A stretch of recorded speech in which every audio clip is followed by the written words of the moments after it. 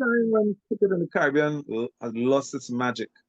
The rhythm was off, the soul dimmed, and then came the Caribbean Premier League. Not just a league, not just a tournament, but a turning point. It brought fire back to our fields, cricket back to our streets, and culture roaring back into the game. This is the story of how the CPL changed Caribbean cricket forever.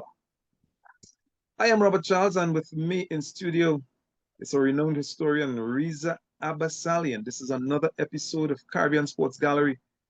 And in this episode, we explore the CPL. Each week, this podcast explores the untold stories behind Caribbean sports, cricket, football, track, basketball, and beyond. From athlete profiles to game changing moments, cultural movements to economic impact, we dig into the victories, the controversies, and the legacy of sports. And in the islands, whatever the episode you are going through, whatever you are facing, you're going to learn something you won't find anywhere else. Trust us on this. Caribbean sports is different. Different. My host, Reese, where are you? My co-host, I should say. Where is Reese?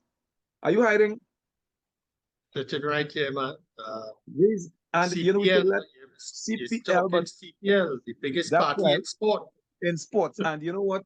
We've got to let our viewers know for this episode, we also have Theo Hi. and Shafiza. They're hanging with us for this episode on CPL. Yeah, Theo was always, I know, a 40 proponent of batsmanship. But I mean, I wonder how Theo would have done in T20 cricket. That might have been something challenging. It would be great. It is more or less my style of cricket anyway. Yeah. I'm always thinking positively. I'm always as aggressive as you could possibly be. My setup in batting was play an attacking shot, and if that is not available, then you defend your wicket. That is my view about batting. I don't know. There are other people with other ways of thinking.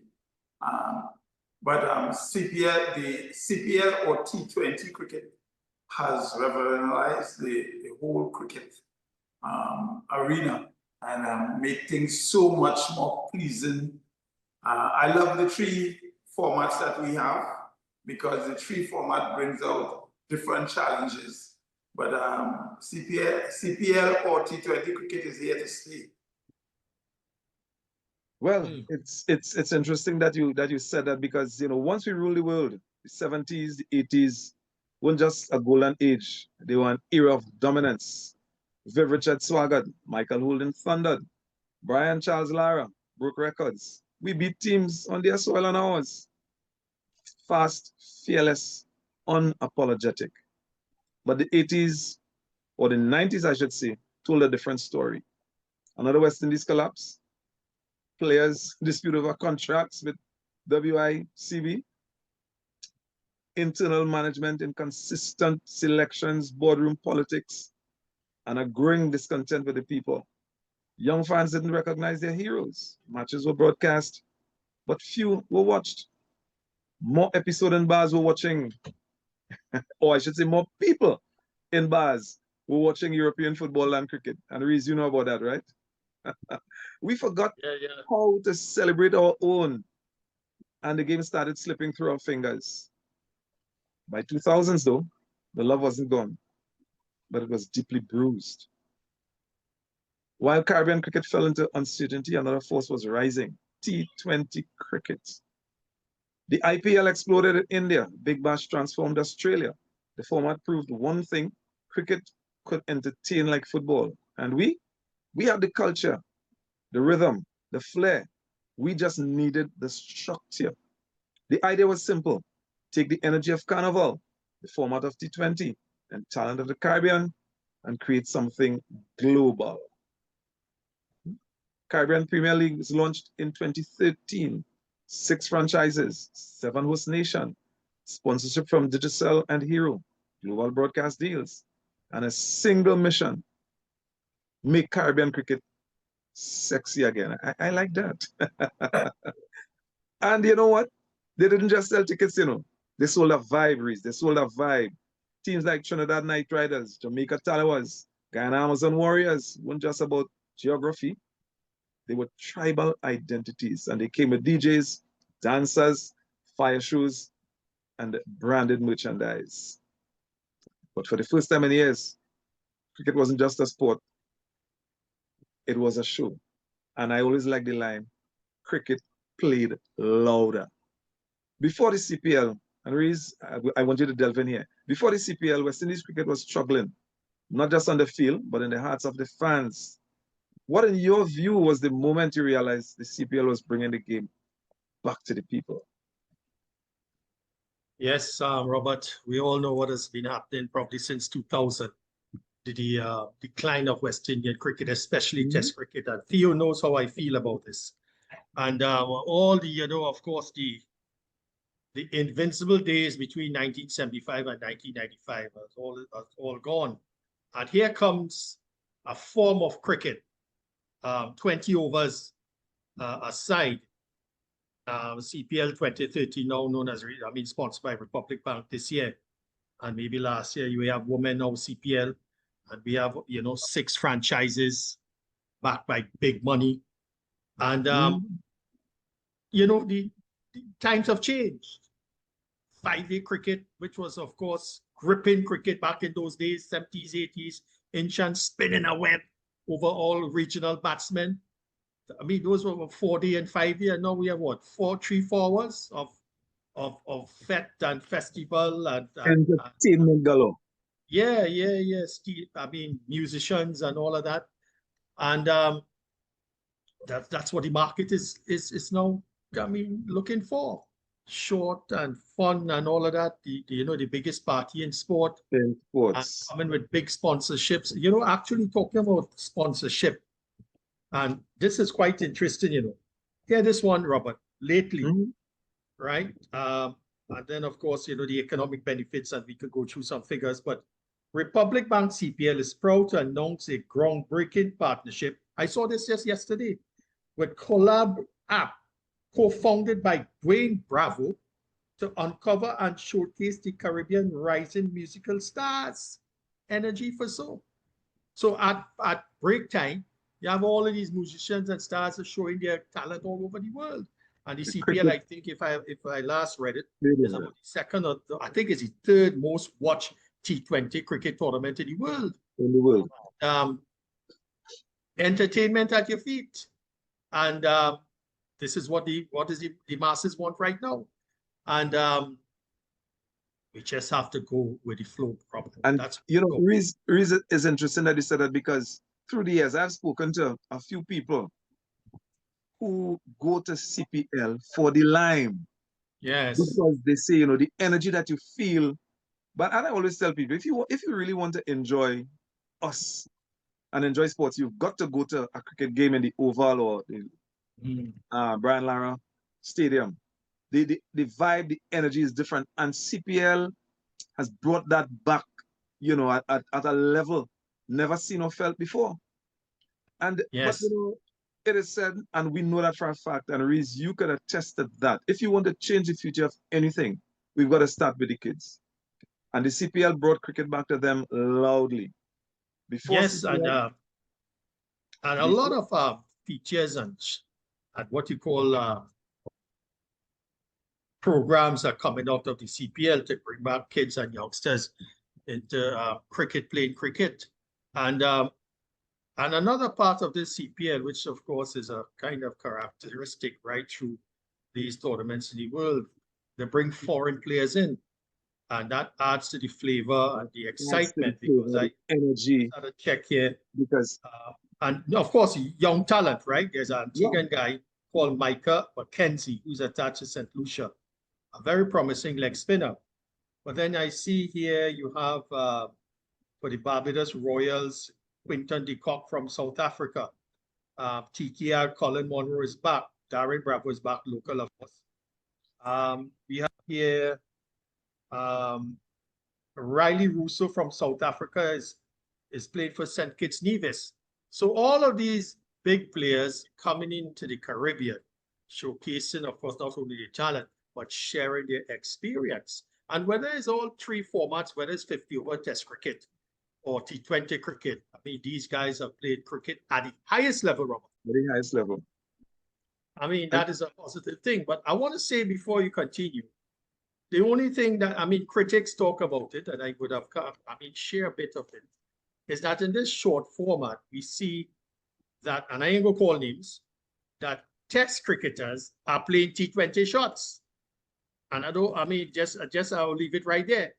And Clive Lloyd was just mentioning, we gotta play more longer format. Long cricket. And I heard Clive and he talked about that, you know, get these players, these T20 players to play Test cricket and let them focus, and you're gonna see improvement through the games, all the formats. I endorse that 110%.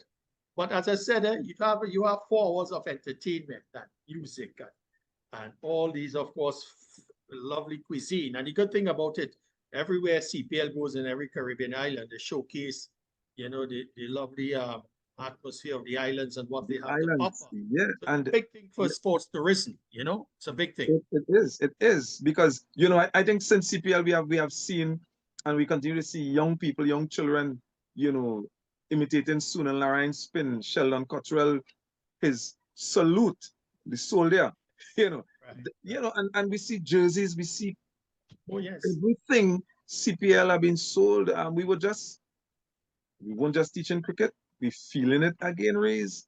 So, you know, some critics call T20 cricket fast food cricket, yet CPL has produced cult heroes, revitalized stadiums, and even inspired street cricket again. Why do you think this format hits so hard in the Caribbean, especially with young people?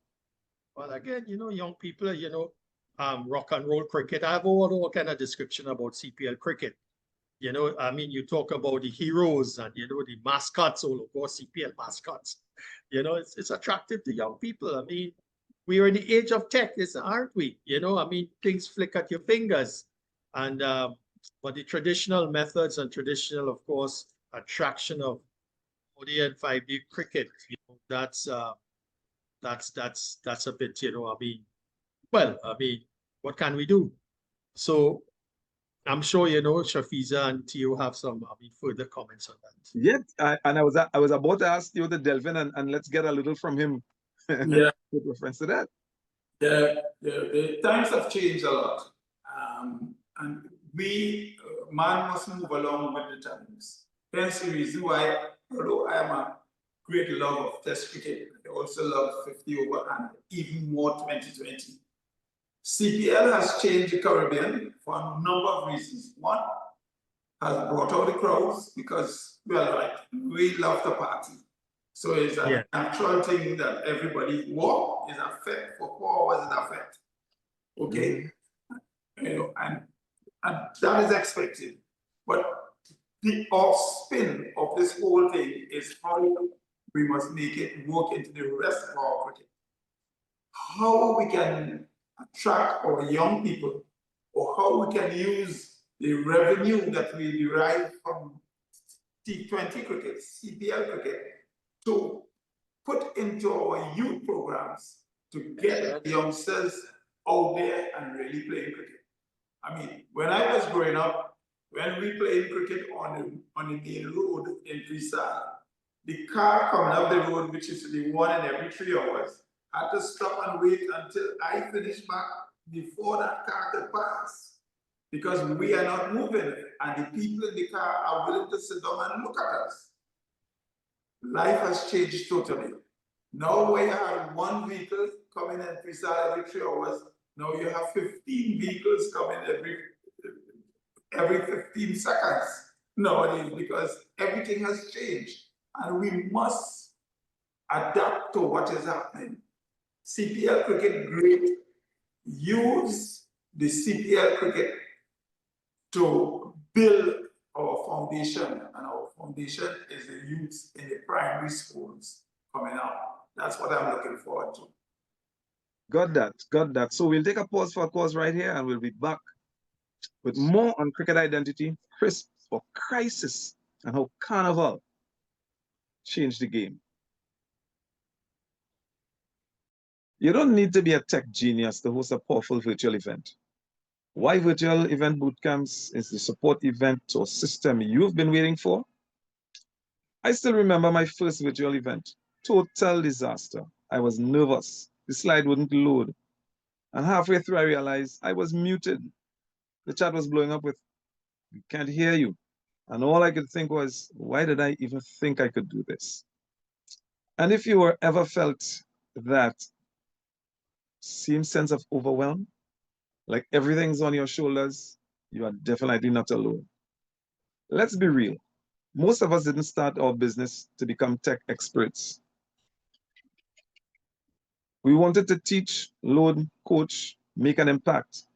But when it comes to hosting an event, suddenly you are expected to know design, marketing, copywriting, and tech setup. And here's the thing, it's not that you're bad at this. You just never been given the right support system or structure to succeed. Maybe you told yourself, I'm not techy enough. I don't have a big list. I don't want to feel salesy. These aren't personal flaws. These are signs that the process needs to be different. What you need is a strategy, support, and a clear plan that's actually built for humans. That's exactly why virtual events bootcamp exists. When I found it, everything changed. Instead of piecing things together from YouTube videos and last-minute Google series, I had a clear roadmap, real templates, real coaching, and real support. Virtual event bootcamps is not just a course. It's a guided experience that takes you from idea to live event without the burnout. You give live walkthroughs. You get help building your event from the ground up. You get accountability, and most importantly, you are not doing this alone. It flips the usual high stress launch mode on its head. No fluff, just real progress, one step at a time. I went from dreading virtual events to loving them. And even better, I made money doing it. One person launched the very first paid workshop and had over 30 people attended. Another participant grew her email list by more than 500 during a single free challenge. Someone else turned a 3-day virtual summit into a launch that filled a group program. These aren't unicorn stories. These are everyday entrepreneurs who followed the bootcamp process and finally got the results they've been hoping for. And the best part, they did it with clarity and confidence, no chaos. Here's what. Here's what makes the bootcamp different. It's not just another digital course you buy and never finish. It's hands-on, it's live, and it's designed to get you to the finish line. Yet, you get coaching, milestone check-ins, peer support, and all the tools you need to make your next virtual event your best one yet. If you're a coach, course creator, consultant, or purpose-driven entrepreneur who's ready to lead webinars, challenges, summits, or launches that actually convert this for you, this is your space to build an event with purpose, process, and profit. If you're ready to stop guessing and finally host a virtual event that grows your income and your impact, click the link and join us. The next round of virtual event bootcamp is starting soon and seats are limited, so you'll get the support you need. This isn't just about learning how to run a Zoom room. It's about leading the conference, showing up for your people, and creating a moment that actually moves them. You don't have to figure it out alone. Join Virtual Events Bootcamp today and let's make your next event your most successful one ever.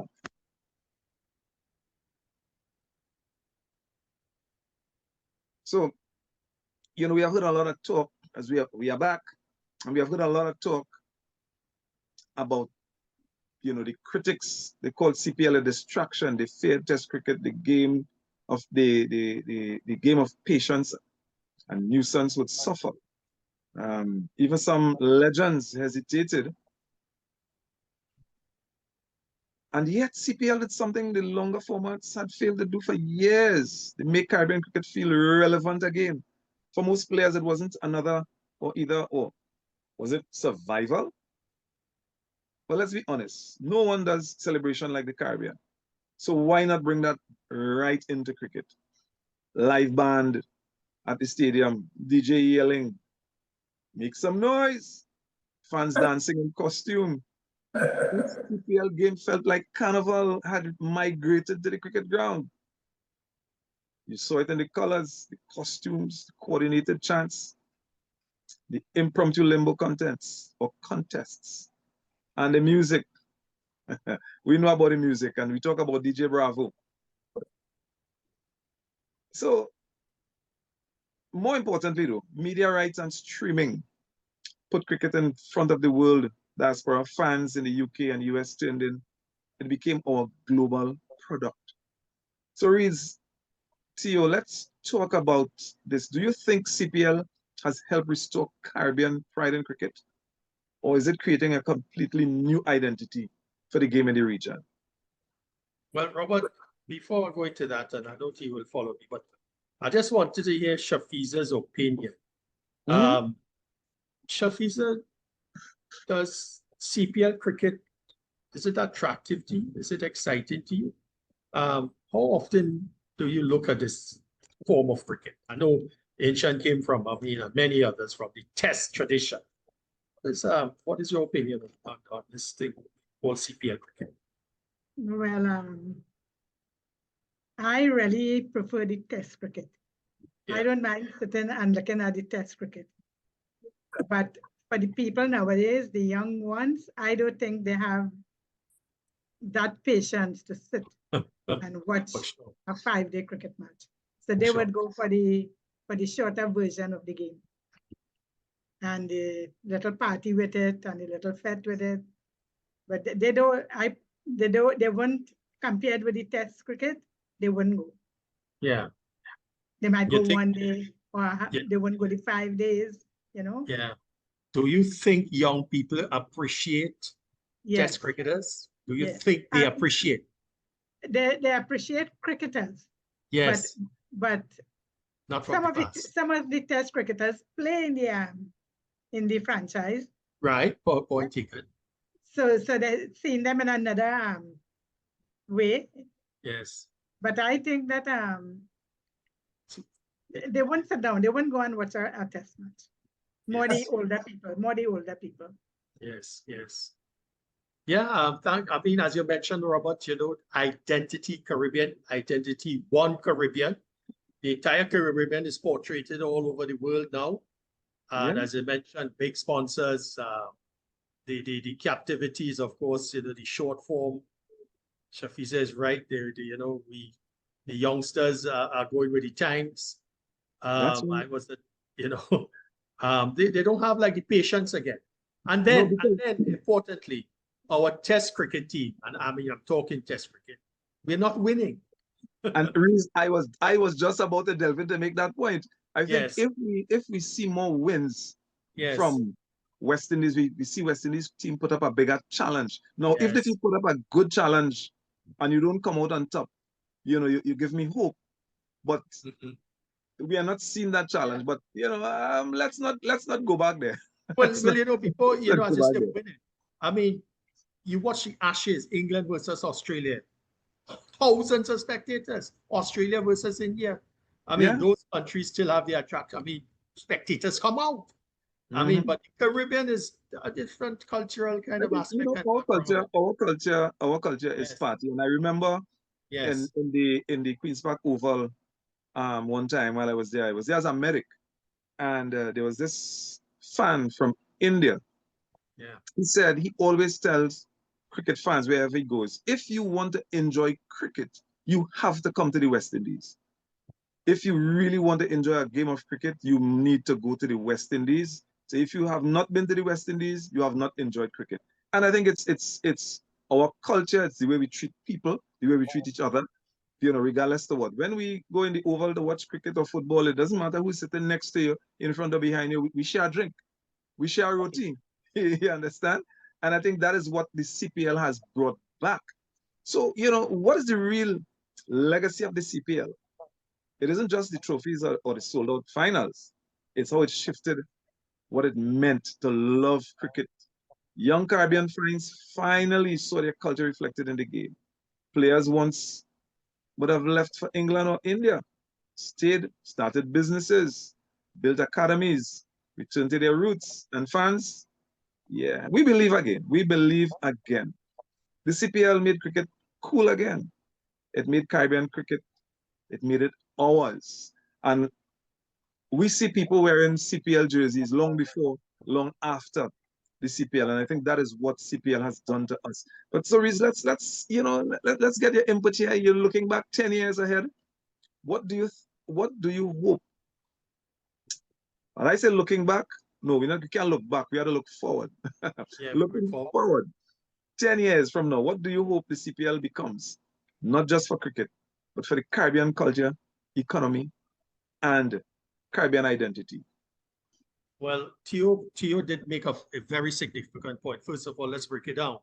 The revenues of CL cricket has to go back into grassroots cricket and the development of grassroots cricket. You know, the under 10, under 15, under 17. Socially, of course, it has been an explosive impact, and culturally the same. From an economic point of view, as this tournament goes forward, it started in 2030. This is 2025. It doesn't seem to be, no kind of indication of, closing down. And talking about economies, I just looked at some figures. In Guyana last year, 2023, 10 matches generated $100 million US. Robert, Barbados 2024, last year again, 4 CPL matches generated $23 million. So you could see the kind of economic impact that small economies, especially in the Caribbean, is benefited from. We are, of course, heavily dependent on tourism, other than Trinidad and Tobago, of course.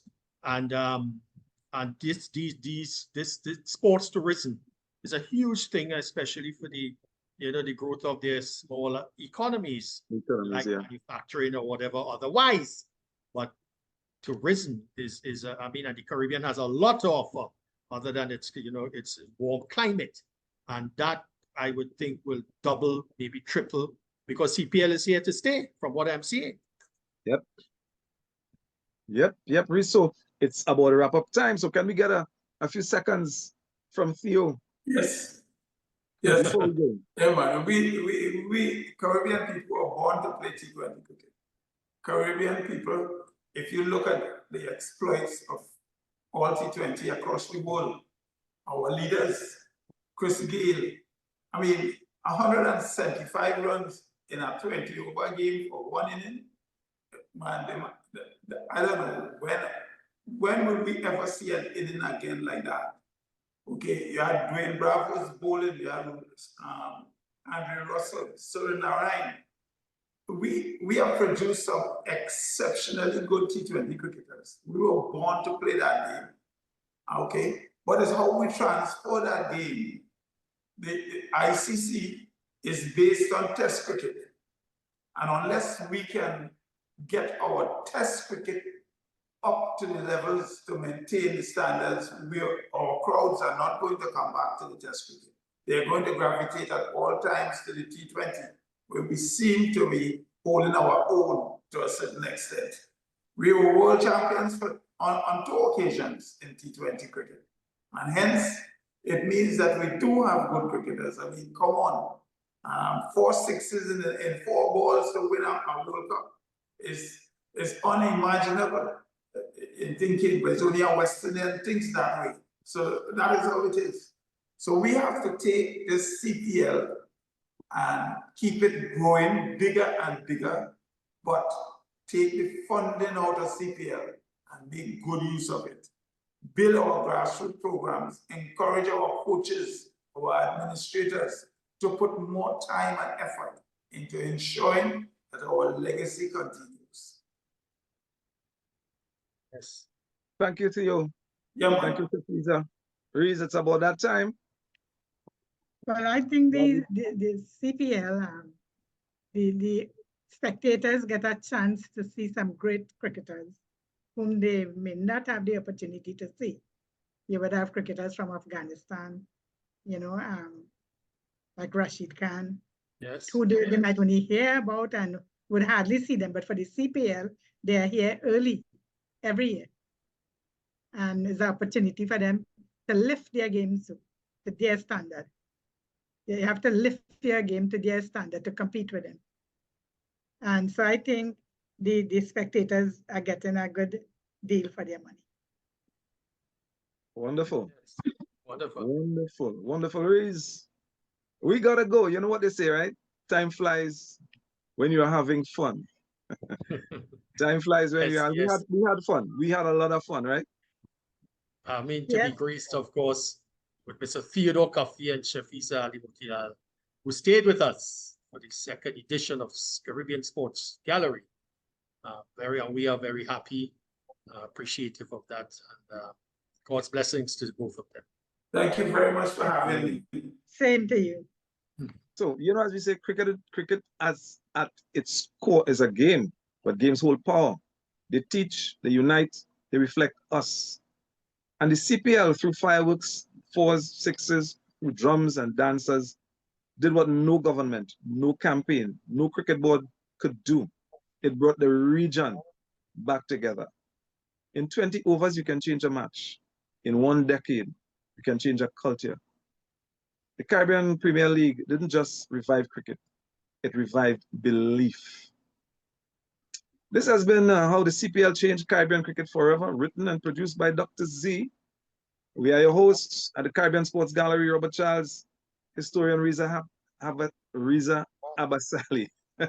Special thanks to the fans, players, and storytellers who keep the game alive. We'll see you next time at the boundary. And remember, like and share Caribbean Sports Gallery.